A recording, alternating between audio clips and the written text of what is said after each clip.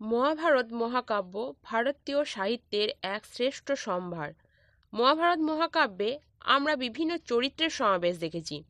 কিছু চরিত্র আছে যে চরিত্রগুলোর সম্পর্কে আমরা মোটামুটি সকলেই জানি, যেমন শ্রীকৃষ্ণ, অর্জুন, দ্রৌপদী, ভীম, নকুল, সহদেব, যুধিষ্ঠির, মামা শকুনি, গঙ্গাপুত্র ভীষ্ম। আবার কিছু কিছু চরিত্র আছে যে চরিত্রগুলোর সম্পর্কে আমরা অনেকেই হয়তো জানি না, কারণ সেই সমস্ত চরিত্রগুলি সম্পর্কে তেমন কোনো কিছু আলোচনা করা হয় না। এরকম একটি চরিত্র হলো বিদুরের চরিত্র। বিদুর কে? কৌরবদের সঙ্গে তার সম্পর্কই বা কী? তিনি কি কৌরব বংশেরই সন্তান? সেই সম্পর্কে আলোচনার পূর্বে আমি আমার সুধী বন্ধুদের জানাই উষ্ণ অভ্যর্থনা। দেবী গঙ্গা তার পুত্র দেবব্রত অর্থাৎ ভীষ্মকে তার পিতার কাছে অর্থাৎ শান্তনুর কাছে রেখে তিনি চলে যাওয়ার পর শান্তনু সত্যবতী নামে একজন স্ত্রীকে বিবাহ করেন। শান্তনুর ঔরসে এবং সত্যবতীর গর্ভে জন্মগ্রহণ করেন বিচিত্রবীর্য চিত্রাঙ্গদ। অর্থাৎ এখানে বিচিত্রবীর্য ও চিত্রাঙ্গদ হলেন ভীষ্মের বৈমাত্রেয় ভাই। চিত্রাঙ্গদ গন্ধর্ব রাজের সাথে যুদ্ধে নিহত হন। বিচিত্রবীর্য সিংহাসনে বসেন। বিচিত্রবীর্য সিংহাসনে বসার পর কাশীরাজের দুই কন্যা অম্বিকা আর অম্বালিকা, এই দুজনের সাথে তার বিবাহ হয়, অর্থাৎ বিচিত্রবীর্যের বিবাহ হয়। তবে বিবাহের অল্প দিনের মধ্যেই বিচিত্রবীর্য যক্ষারোগে আক্রান্ত হয়ে প্রাণত্যাগ করেন।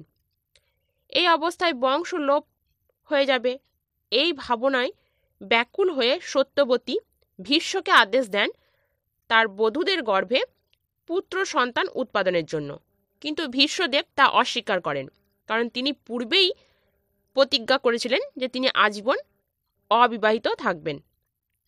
তখন সত্যবতী তার বিবাহের পূর্বে যে সন্তান জন্ম দিয়েছিলেন তার নাম হচ্ছে ব্যাসদেব, সেই ব্যাসদেবকে স্মরণ করেন। ব্যাসদেব তাকে তিনি বলেন যে তার বধূদের গর্ভে সন্তান উৎপাদন করার জন্য। ব্যাসদেব তাতে সম্মতি জানায় এবং অর্ধরাত্রে তিনি এলেন অম্বিকার ঘরে। ছলনা করে তিনি ভয়ঙ্কর মূর্তি ধারণ করেন। অম্বিকা ভয়ে চোখ বন্ধ করে আত্মসমর্পণ করে, যার ফলে তার গর্ভে অন্ধ ধৃতরাষ্ট্রের জন্ম হয়। এরপর ব্যাসদেব অম্বালিকার ঘরে আসেন। ব্যাসদেবকে দেখে অম্বালিকা পাণ্ডুর বর্ণ ধারণ করে, যার ফলে পুত্র পাণ্ডুও হয় পাণ্ডু বর্ণের। সত্যবতী ব্যাসদেবকে অনুরোধ করেন আরেকটি পুত্র সন্তানের জন্য, কিন্তু অম্বিকা বা অম্বালিকা কেউই আর সেদিন ব্যাসদেবের কাছে গেলেন না। পাঠিয়ে দিলেন তাদের এক দাসীকে ব্যাসদেবের কাছে। সেই দাসী ব্যাসদেবকে সেবা করে সন্তুষ্ট করল। ভোগান্তে ব্যাসদেব তাকে আশীর্বাদ করলেন যে তোমার অপূর্ব ধার্মিক পুত্র হবে। এই পুত্রই হলো বিদুর। তাহলে বিদুরকে কি সত্যি কুরুবংশের সন্তান বলা যায়? যাই হোক, তিনি সর্বদা ধর্মের পথে থেকেছেন। তিনি ভীষণই ধার্মিক একজন ব্যক্তি ছিলেন।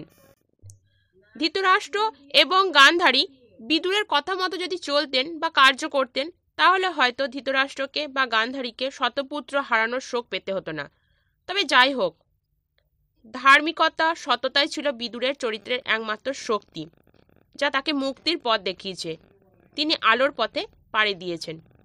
তাই হিডেন ক্যারেক্টার হয়েও তিনি মহাভারতে অনেকখানি গুরুত্বপূর্ণ ভূমিকা পালন করেছেন এবং মহাভারতের অনেকখানি শ্রেষ্ঠত্বের জায়গা জুড়ে তিনি রয়েছেন। তাকে আমরা শ্রদ্ধার সঙ্গে স্মরণ করে থাকি। আজকের পর্ব এতদূর পর্যন্তই। দেখা হবে নতুন একটি ভিডিও, নতুন একটি পর্ব নিয়ে। ততক্ষণ পর্যন্ত প্রত্যেকে সুস্থ থাকবেন, সাবধানে থাকবেন, ভালো থাকবেন। ধন্যবাদ।